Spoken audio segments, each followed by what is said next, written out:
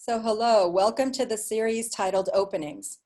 My name is Natasha Espada and I'm the 2020 BSA President and the founding principal of Studio NA Architects. Before we get started, I'd like to take a minute to acknowledge what's going on in the world around us on behalf of the BSA. We would be remiss if we did not acknowledge the nation's history of racial injustice, and we must come together to address the bigotry and violence in this country toward the Black community. Personally, I find it overwhelming to know how I or the BSA can best make a difference. But today, I will remind us that design and social equity are critically linked.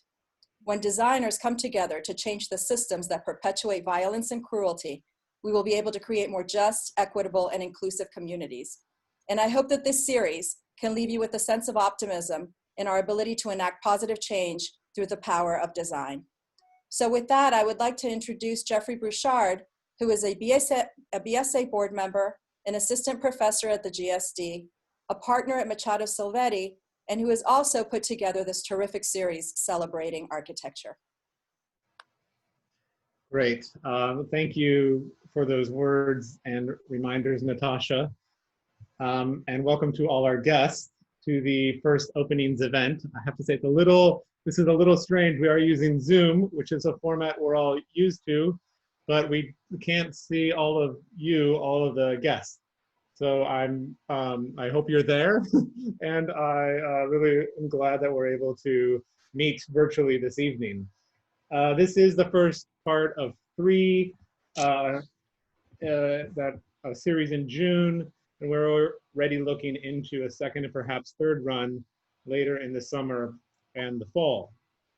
The idea for a lecture and conversation series about new architecture that is opening soon comes from the French idea of the vernissage. A vernissage, a term that was used as a preview for an art or architecture exhibition before the formal opening, is an apt sort of description of what we're doing tonight and over this series, which is that we have architects presenting projects that they've worked on and conceived on with their offices and their teams, projects that may be at the very end of design, maybe in construction, but haven't quite opened yet. And so this is a kind of a sneak peek preview for all of us to peer behind the scenes a little bit about some buildings, some places, some architecture that is coming soon. Thanks a lot to Danny Solomon from my office, Machado Silvetti, who created these graphics. And also thank you to Caitlin Hart and Billy Craig at the BSA for helping to organize this tonight. This evening, we are joined by Nadir Taurani and Eric Höweler. Super short introductions. If you're online, you can Google more about them if you'd like. Nadir is principal of NADAAA, a practice dedicated to the advancement of design innovation, interdisciplinary collaboration, and an intensive dialogue with construction practices. The firm is based in Boston. Nadir is also the dean of the Irwin S. Chanin School of Architecture at the Cooper Union in New York City. Eric Höweler is co-founding principal of Howeler Yoon Architecture, a research-driven multidisciplinary design studio working between architecture, art, and media. The firm is also based in Boston. Eric is an associate professor in architecture at the Harvard University Graduate School of Design. Each Nadir and Eric will have 15 minutes to present a project, and then we will have a 15-minute of discussion. This is meant to be quick, short, and celebratory in a way. I believe there is a Q&A feature. I think Caitlin set this up on the sidebar in which you can post questions, and then we will try to answer some of them or address some of them in the discussion. So we're going to start with Eric and then go to Nadir. So Eric, I will stop sharing my screen and invite you to share yours. And I'll probably give you a little 2-minute warning just to try to keep us on track. Okay, might need that.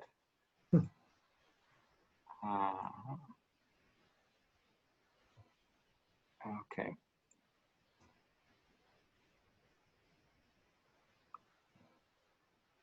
Okay, can you see my screen? Yep. Okay, so thanks for the invitation and the kind of provocation of asking us to think about openings. I was thinking about openings and openings having different meanings. I mean, these are some openings in a building, but I think you're sort of talking about a kind of celebratory opening, a kind of anticipation of something to come. This is kind of the view out my window through Chinatown, and in different cultures, buildings are opened in different ways. In Chinatown, every once in a while we hear a lot of racket with banging of drums, and the lion dance is one way to sort of open a building. And I think that's what we're talking about.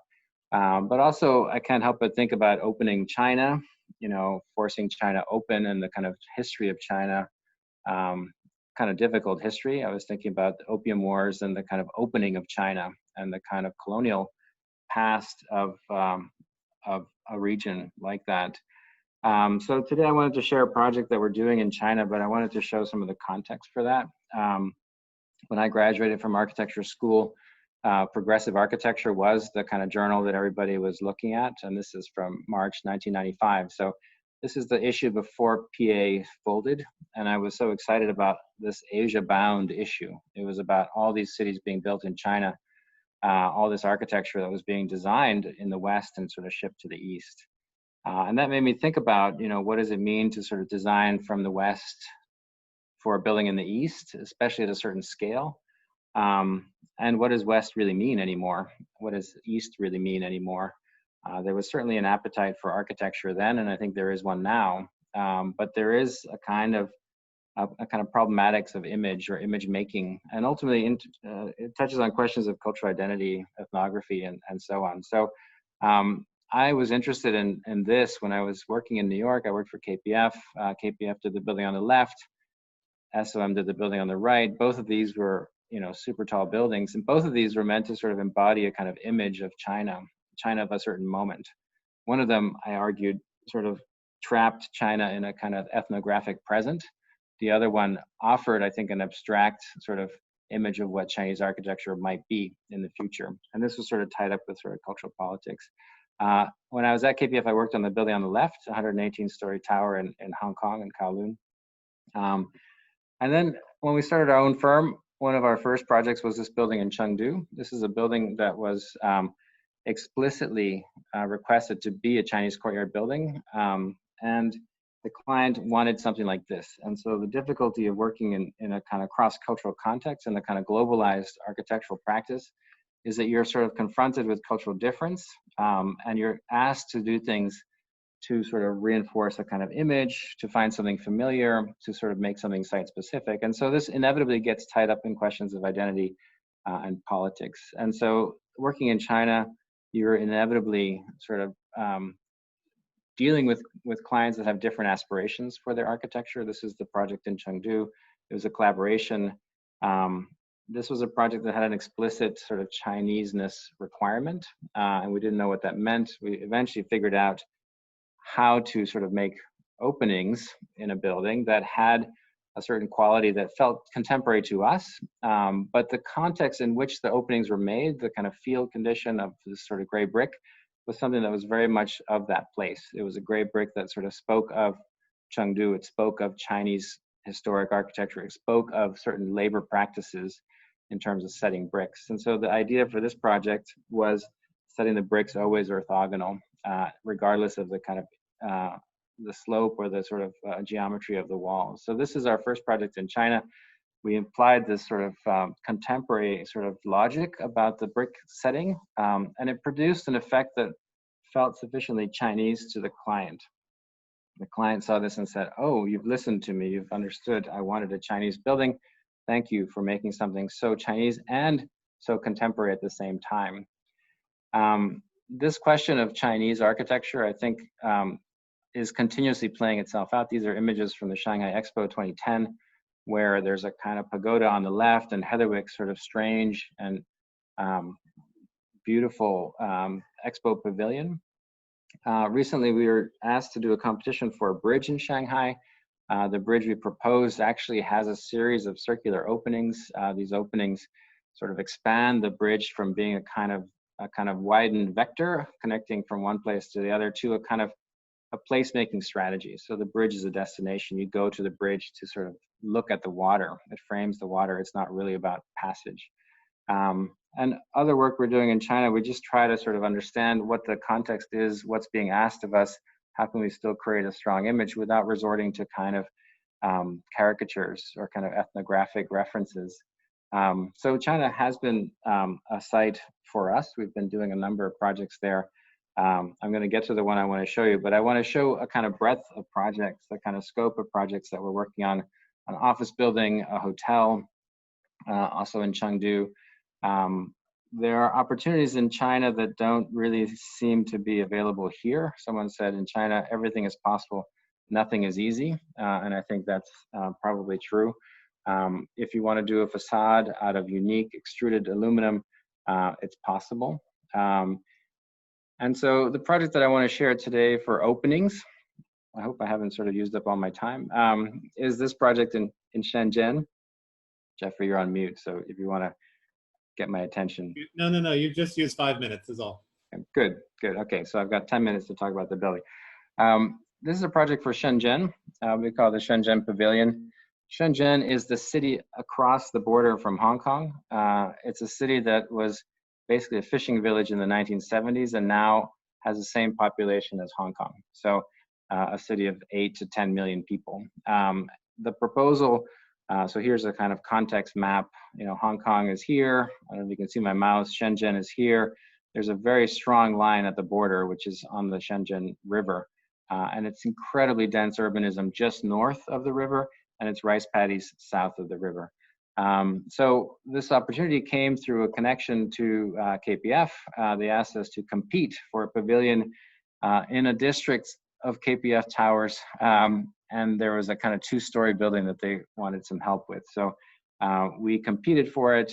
We visited the site. You know, Shenzhen is one of those surreal places where there's incredible landscape. There's an incredible, you know, gaps between incredibly dense development. So a cluster of towers, you know, fields, a cluster of towers, fields. Everywhere you look, there's incredibly dense architecture. We were asked to do this two-story pavilion. So we did what we normally do. We tried lots of different schemes. We presented these to the competition. We were selected. And then through the process, we had to sort of refine our pavilion proposal. And so our little building is the one in the foreground.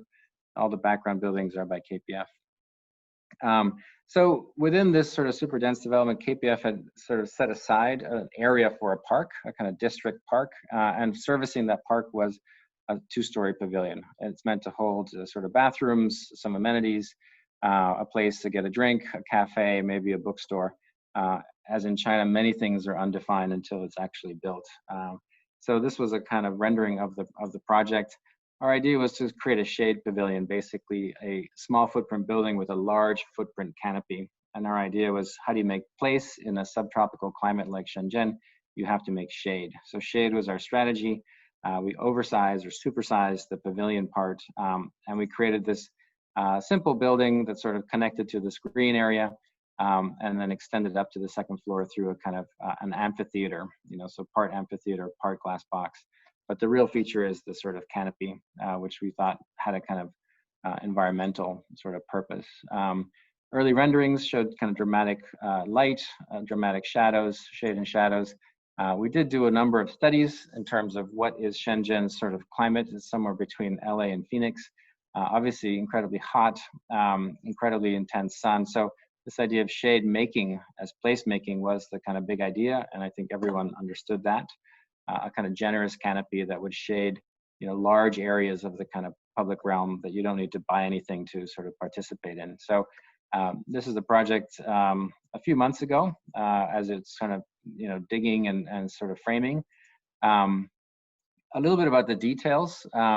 We sort of, you know, the building is very straightforward, but the details I think were kind of special. There's a lot of self-shading in this area because of the towers that surround it. So we sort of use sort of tools available to sort of calibrate the shading. We thought if we could sort of add a canopy that would sort of produce a kind of effect, a kind of microclimate within this climate. So this is the kind of quilted pattern of sort of tuned louvers. And we sort of know how louvers work. You know, they block and bounce light. We sort of thought, you know, maybe it should be an airfoil profile, but that didn't actually seem to work very well. And it made the underbelly quite dark. We tried a trick that we borrowed from Renzo Piano, Steminil, you know, this sort of concave faces that are looking at each other, and that bounces light into the building. And so if you look at the Dimenil gallery, you know, these sort of concave panels do bring diffuse natural light in. If you look at the interior of that gallery, if you've been there, the quality of light is really incredible. It's daylit, it's bright, it changes over the course of the day. And so we sort of borrowed this from Renzo Piano, actually from Andy Sedgwick, from Arab Lighting. We also had been looking at Fisak and some of his sort of beautiful, you know, concave profiles. But basically, modeling different shaped louvers became, you know, the area of opportunity. The footprint was sort of given, the height was sort of given, you know, and so where was the opportunity? The opportunity seemed to be in the kind of shaping of light and shaping of that sort of diffuse light. So using tools available, we sort of designed a kind of double concave facing louver that we said produced museum quality light even for an outdoor space. And that's something that the client understood. Why you need museum quality light in an outdoor space, I don't know. But basically it provides a kind of airiness, a kind of lightness without the kind of heat that you would get with direct sunlight. And so shade studies, louver profiles, you know, testing things, showing how much light is actually hitting the ground. Some of these visualizations that we did in-house were actually incredibly effective for convincing the owner to pay for this sort of unique feature. I'm almost done. Okay, so here's one view with a louver pattern. And then here's the change profile, you know, so if I go back and there's a little diagram in the upper right hand corner. This is the airfoil shape, you know, the kind of Norman Foster kind of signature almond shaped thing. And it produces a kind of dark underbelly because you're always seeing the kind of, the geometry is reflecting the ground, you know, so it's always going to look dark, you know, and if we change that profile, we get all this sort of brightness. And I thought it'd be nice to get sort of bright airiness without like hot, direct sun. And just, you know, what you can do, you know, with 3D printing, you know, printing profiles and just holding them outside and seeing, you know, the one on the left is much brighter than the one on the right. And you can test these things. So going from a kind of concept to a detail to an implementation, you know, convincing someone to do a custom extrusion. This is a, you know, 400 millimeter die to do this sort of unique extrusion. And once you've got the extrusion, you can sort of extrude it as long as you want. The cylinders are actually for steel reinforcement because some of these spans are quite long and they're being cut at different angles. So this is a photo from last week. We did Photoshop on the canopy because the canopy is still yet to be installed. But that's what I wanted to share, this idea of, you know, a kind of opening, a set of openings, different kinds of openings, but ultimately always kind of anticipating, you know, some sort of occupation, some sort of presence on the site. So I'm going to stop there. Thank you. That's great, Eric. That was only 13 minutes. Woo. Man, okay. That was, you can give your time to Nadir. I'll gift them to Nadir. Or you can have 15. All right, Nadir, can you share your screen? You can. Sure. Thank you for joining us.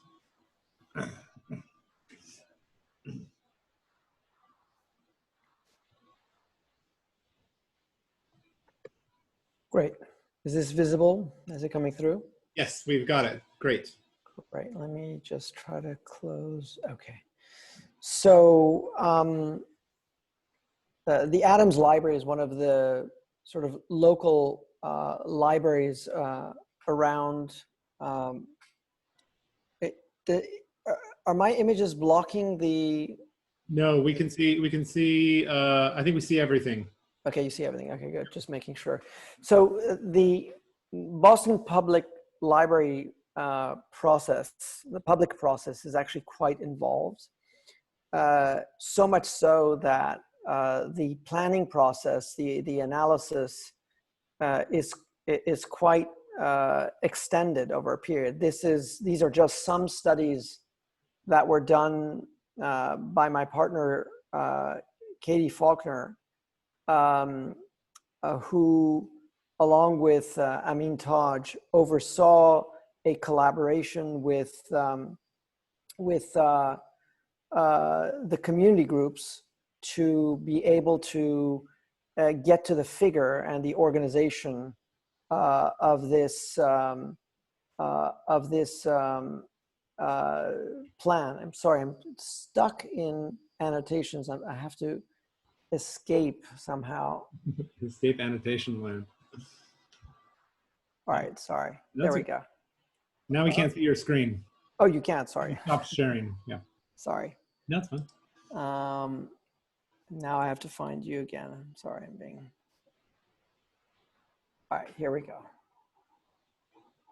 Okay, so the three-pronged organization really has to do with something that caters in isolated areas to adults, small children, and teens with some notion about a centralized configuration that can oversee and surveil everybody else.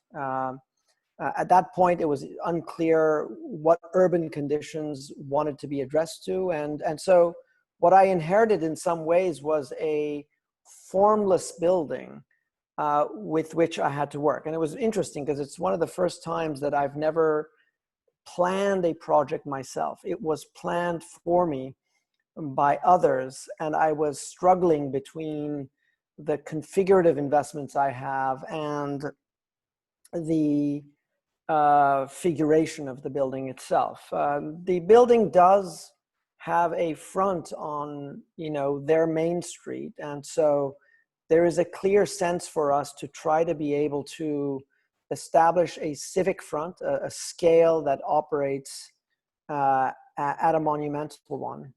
But in tandem with that, acknowledging that there's a small neighborhood around it, we began to see how is it that we may respond to that with a morphology of roofs, as it were, that goes from one to half a dozen in the back.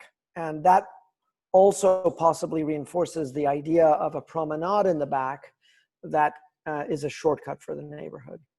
And so something about the idea of that front also captures the civic monumentality by borrowing in terracotta the fluting of a Doric order that then captures the Western light as it cascades over the facade in the afternoon, with the idea that the storefront of this library is quite large, porous, and reveals the interior, particularly the ceiling.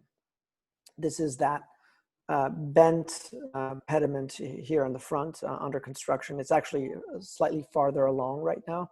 And the roof, of course, has to do with the notion of controlling the water runoff into a back water garden that mitigates water runoff. So the entire back of the building is then broken down into volumes that in a way encapsulate and represent each of the programs in the back. The big reading room is in the front, and all of the smaller programs are in the back, again, under construction. So in a way, the roof is a facade to the building. It's a fifth facade, as most of the buildings in the area are at least 3 stories, some are 4, and this is only a 1-story building. We try to get some kind of depth out of the critical faces of the building. For instance, in the south, we extend that roof canopy and give it some shade in relationship to the orientation of the sun. The sun travels from east then to west and captures that moment. But then along the way, I was also very interested in this curious tradition that is very New England in some ways, and that has to do with these brick-sided structures. And it's a very pragmatist culture. The idea that you can have a civic monumental front, but then just shingle siding on the side, or brick on the sides for, fireproofing, but, stone on the front. Just a variety, and they're very atectonic at the same time. They are somehow almost, it's an architecture of wallpaper. They are cut and paste, and it's not the kind of thing that we would normally do, but I'm very interested in the ways in which the terracotta may play on that tradition and use the fluting as a common device to wrap everything together, gain depth and shadow, but then work with glazing and finishes, both shiny and matte, that play on age-old traditions of brick, terracotta, and urns, as it were, that work with the scalloping in ways that both reflect and absorb the context.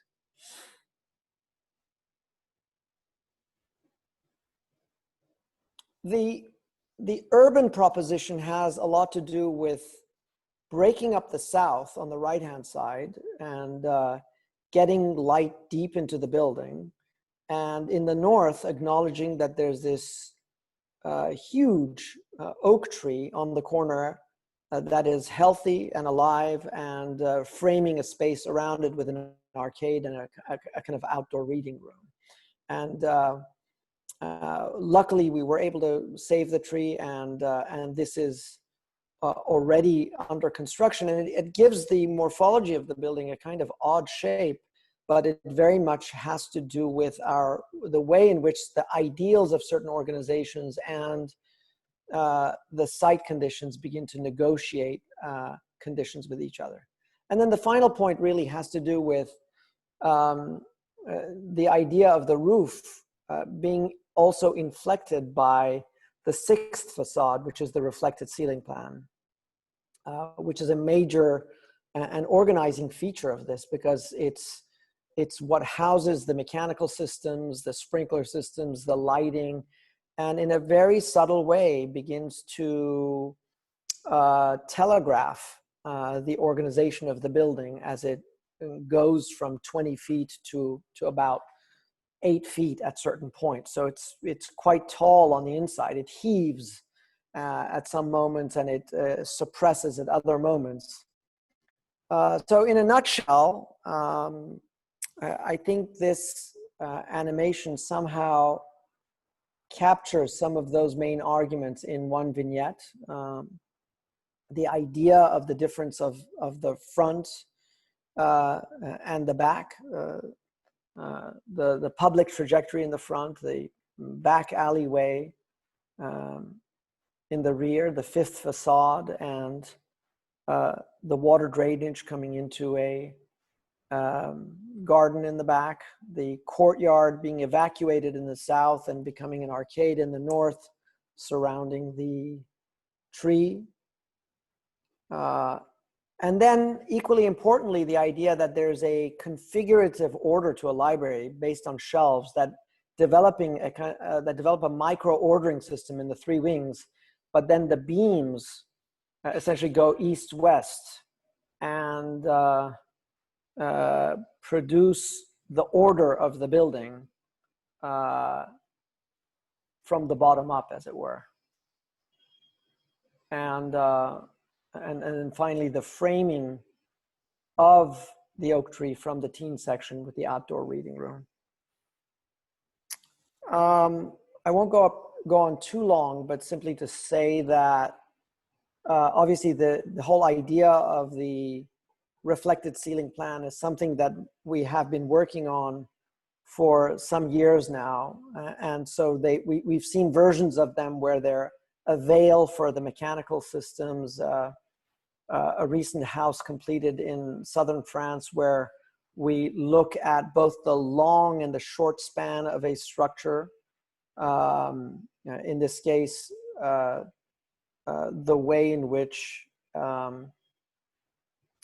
almost a case study house begins to pry open to engage the western sun and the trees on the top of the hill with a bent concrete shell here finally built. And finally, of course, for those of you who know the Daniels building and the saga and the story behind it, the whole integration of the mechanical, lighting, structural, and irrigation system of the building in one move in Toronto. So with that, I'll stop and open up the discussions. Thank you.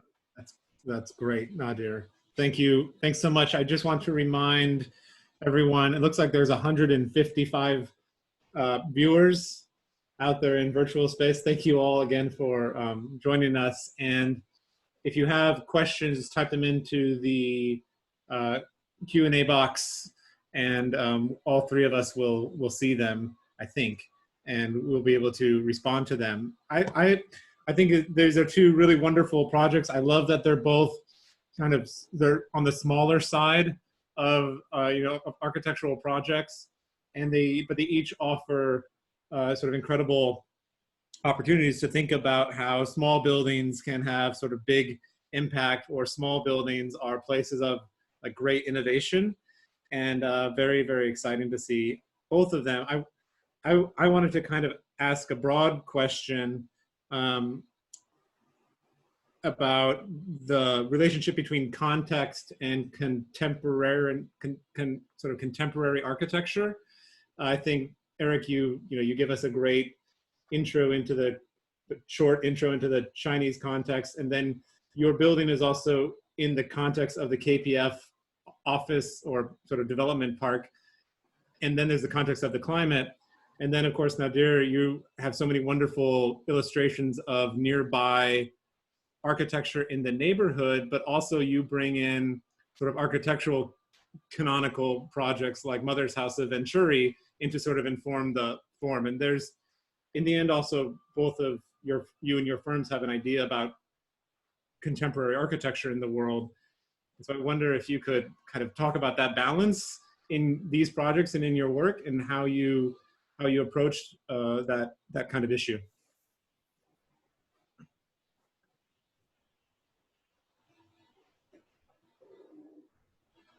Eric? So it's a question of context, right? Yeah, the balance of context, contextual reference, contextual specificity, and an idea about contemporaneity. I realize that it's not it's a false dialectic in some way, but I'm interested in the interpretation of context into contemporary forms of architecture. Yeah. Yeah, I mean, I kind of framed it that way. I mean, I do think, well, I also see a question coming in: how do you deal with Chinese culture? Which I sort of framed it as like, well, these are projects in China. So, I grew up in Asia, and my mom's Chinese, so I felt like I knew a little bit about Asian cities. But Asian cities have been changing so quickly. When I left Asia in the late '80s, that was the beginning of a building boom that's continuing today. So it's like a 40-year boom, not without its ups and downs. When we started working in China, when I was part of KPF, I was sort of, I was troubled by the fact that we were creating these symbols for cities, and we were doing so from outside, and I thought this idea of Western images of the East struck me as kind of Orientalism, and a kind of exoticism, and I was concerned about that. And I put up the Shanghai Mori building and the Jin Mao building as an example. I think one sort of artificially constrains a culture to an image, a caricatured image, and I think that's sort of super counterproductive, to questions of identity. The other offers an alternate. It says, this is what Chinese culture could be. Maybe that's what Chinese culture is. Who knows? So this question of representation at that scale, I think, was something that troubled me when I was working in Asia. And then going back as a practitioner working in Chengdu, I recognized that there was within Chinese history a kind of discontinuity. The Cultural Revolution, broke with history, made a deliberate break.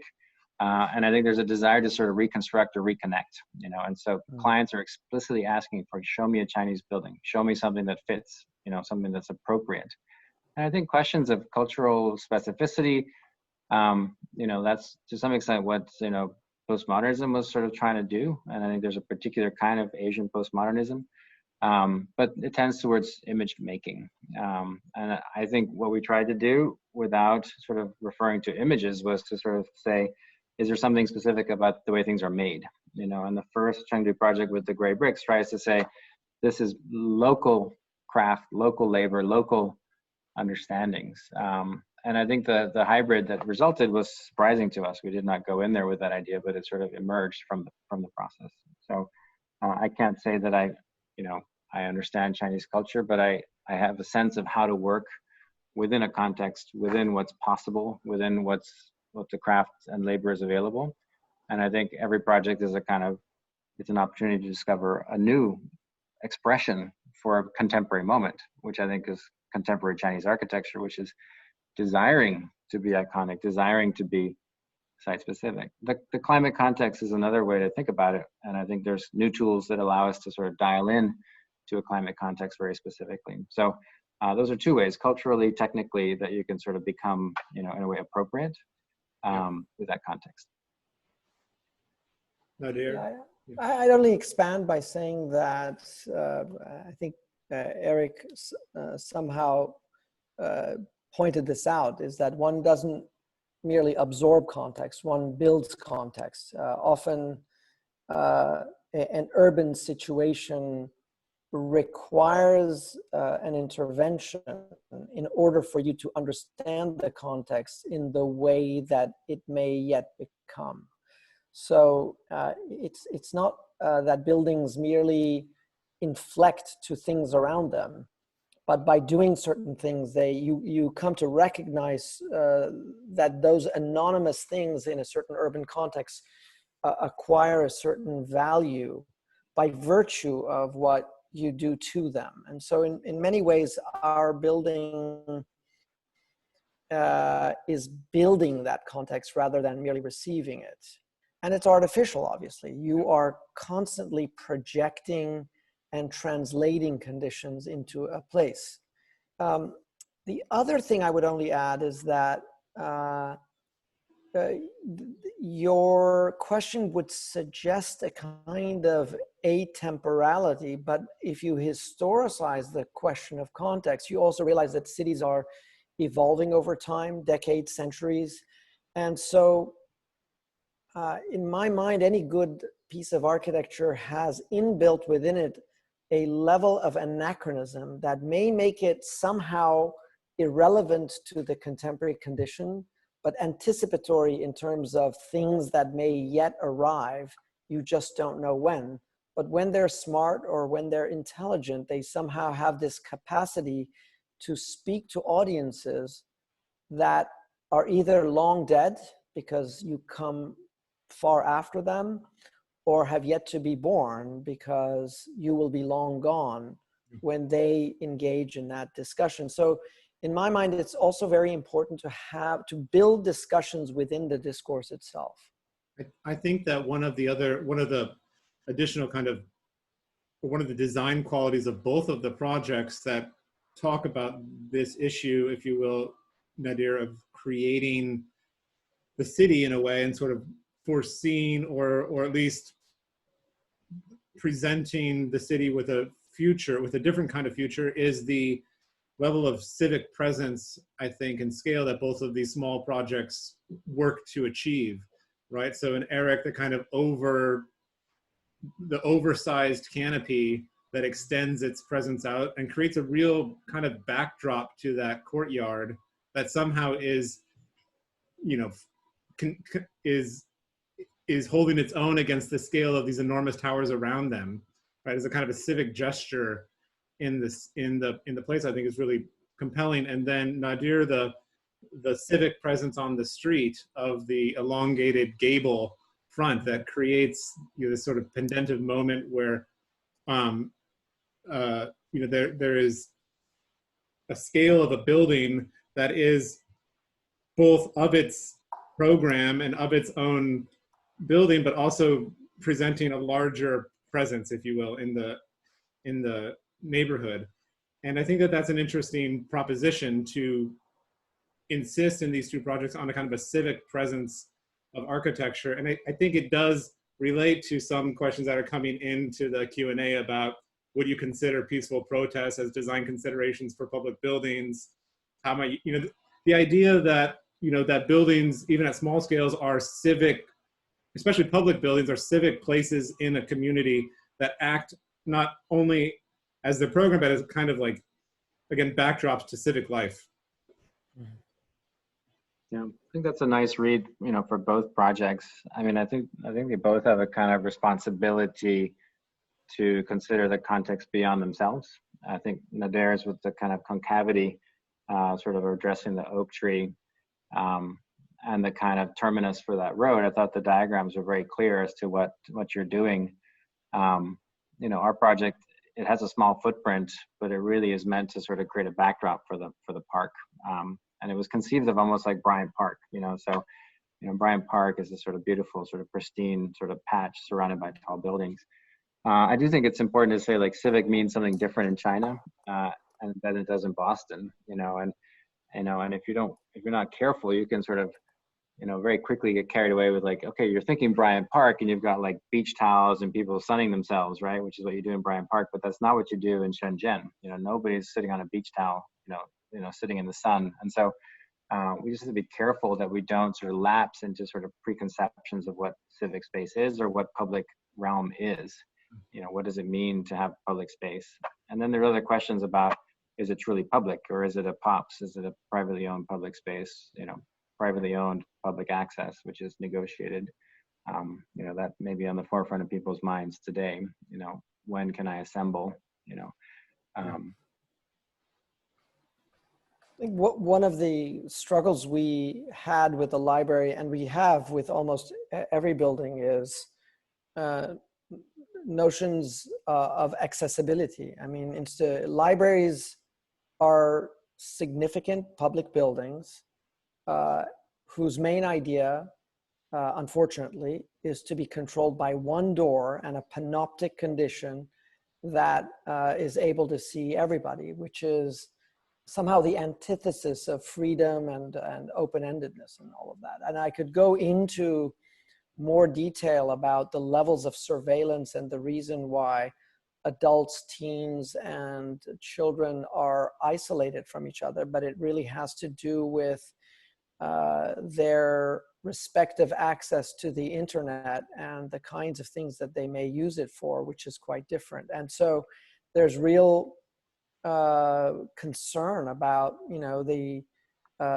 their right to access information of all and any kinds, and but also the dangers of them projecting that onto different age groups. So I would say that the framing of the civic in terms of the private and public context is a complicated one. It's not, it doesn't have that kind of ideal open-endedness that one would want to project onto it. Yeah, there's a question that just came up from someone, and I wanted to ask it too. This, you both have a fifth and a sixth facade that you're dealing with. As a fundamental part of the conception of the architecture and its, and its presence. The fifth, I don't know which one is the fifth and which one is the sixth, the ceiling or the roof. But both of these are low buildings that people are looking down onto, and they both have expansive ceilings that someone's underneath. And I think it's so, I didn't realize that exactly when the two of you were paired, but like someone is asking about the fifth and sixth facades as sort of identity drivers of the spaces below, and sort of, is this a new kind of idea about how space is organized through the ceilings? I mean, Nadir, you're sitting underneath a very voluptuous ceiling. Yeah.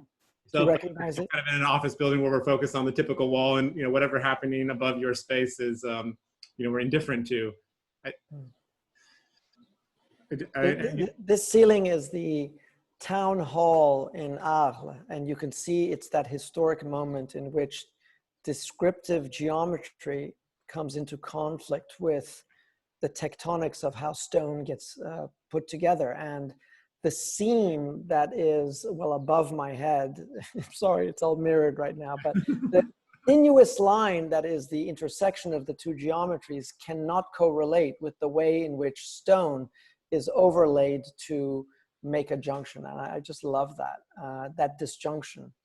But I would only say that given the way that, not modern, but contemporary buildings are conceived and built, the 3 or 4 things that can effectively ruin a building are the mechanical systems, the sprinkler systems, the fire strobes, and other kinds of suppression systems, as well as the lighting if it's handled bad. It just so happens that the majority of these are in the ceiling.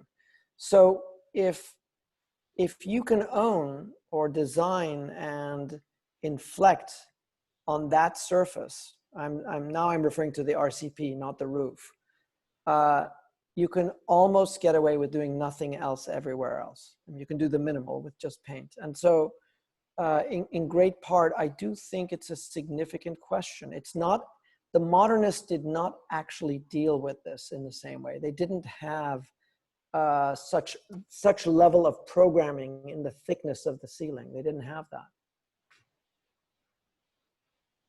I like your read, Nadir. And no one's going to VE out the sprinkler system or the HVAC. How did you deal with the fact that your ceiling extends from an interior space to an exterior space? Right? Isn't some of your ceiling, the louvered ceiling, interior? It looked like it in some of your renderings. Eric, that's to you. Is that to me? Eric, Yes. yes. No, the louvers are only on the exterior. I mean, we talked about the exterior as a room, as an exterior room. So, I mean, it did feel like we were sort of defining space with, with the ground and the soffit. But we didn't have louvers inside, which is, anyway, good. I guess maybe the one last question I would have, and then if either of you have a question for each other, that would be fine. But you both present projects where the dialogue between conceptual, like sort of conceptual framework for a project, the design development of a project, and the technical fabrication of a project are interwoven and dependent on each other. And the kind of conversations that you each have with industry, the fabricators, the constructors, to achieve certain qualities. We don't have a terrible amount of time left, but I wonder if you could just speak to not necessarily the logistics of that, but sort of the ethos of that. You want to go first, Eric? Yeah, I mean, I think you try to do something strong, urbanistically strong, architecturally strong, from a kind of technical point of view. In this case, the urban was sort of predetermined. The massing was almost a given. It was just like constrained in the corner, and so we really sort of took pleasure in the detail and tuning the detail to produce effects like the kind of luminosity of the ceiling. We thought that was clever. We thought referencing buildings that we love, I think, was clever. And in China, you could produce a die and do a custom extrusion without too much trouble. So I think we sort of took the opportunities where they were. We sort of enjoyed the kind of the making of a custom die to a kind of unique form. So I do think I do take pleasure in the detail. I think that's one of the places where you could really sort of fine tune an effect, and I'm looking forward to seeing that. I think Nadir has his own ideas about details. Well, I mean, I think the Adams Library has a different problem than our other buildings usually, because I like to argue that until architects are able to own the means and methods of a building process, we remain relatively impotent by merely speccing products. And certainly what I love about China is your ability to develop new products yourself. So in a lot of our other projects, whether they're design build or smaller projects, we're able to engage aggressively in that building process. When you're dealing with contractors that you yourself can seek out, you can collaborate on newfound conditions in wood, steel, casting, and so forth.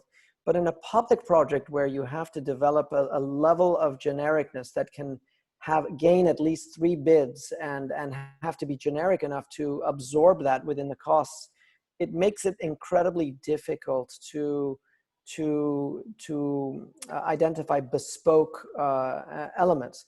But the key in this one was actually goes back to what you said about the ceiling. We were able simply to work with raw timber, laminate, LVLs, and expose everything. And by exposing everything, it's going to be a relatively raw, dumb building when you're in it. And so it's able to be exactly what it is, not much more. Ironically, we were not able to get the terracotta from, your building, Jeffrey. Remind me, is it Boston something? Sorry, which one? The company that you guys used in Boston Florida. Valley. Boston Valley. We had sort of designed around them, but we ended up getting a contractor, a subcontractor that bid from Toledo in Spain, and out with that came. Went a lot of the control that we would normally have in the dialogue that we would have because of the proximity of that discussion that you develop together, the mock-ups, the samples, and so forth, and then add to this the problem of the coronavirus, and it was the end all of all dialogue. So it's going to be quite challenging to get the conditions that we want on this, but in an ideal world, one is either developing the means and methods oneself, one is collaborating with contractors, and hopefully not in constant war. Any last comment, Eric or Nadir? I wanted to say something about the question of openings and the kind of anticipation. Like, I think your series sort of says, this is a moment, right before a building is inhabited or, open. And I think it's nice to sort of, just linger on the kind of unbuiltness for a moment, right? Because once, the rest of its life will be open and occupied. And so I appreciate the kind of the pause before the doors swing open or before the kind of ribbon is cut. It's still a moment of anticipation and maybe a potential. Like, we still don't know if it's going to work. So I think, I just wanted to acknowledge that the series, I think, has this kind of beautiful sort of delayed gratification, or kind of a moment of delay, which allows for reflection, maybe. Yeah, and I think also to what Nadir is saying is there's still opportunity for change, design development. Those of us who practice architecture understand the amount of design that happens during construction administration while the building is actually under construction, and the kind of importance of those decisions and the processes that are undergone during the period of construction that change decisions sometimes. And that's a very exciting thing to be a part of and to be able to share and to speculate on. I did like your own introduction about vernissage also, just because some people take buildings for granted, but the reality is that architects are more often than not engaged in a process of drawing images and building models and representations of a condition, anticipating all of these scenarios that we try to simulate but can't exact. And I think the theme of openings as a kind of threshold between representation and that which is built is a nice way to measure how well we do as a discipline. Okay, well, with that, I want to again thank Eric and Nadir so much for being the kickoff duo of the series. We'll be back next Wednesday, June 10th, same time, with Elizabeth Whitaker, principal at Merge Architects, and Matt Odens, principal at Odenzello, for 2 more projects. And then on the 17th, I'll be joined by Philip Chen, principal at Anbeha Architects, And for that third session, Natasha Espada, the president of the BSA, will be the host and moderator. Thank you again, everyone, for joining. Look forward to seeing you next week. Have a wonderful evening. Thank you. Thanks, Jeffrey. Thanks, Nadir. Thank you. Yes. Good to see you guys.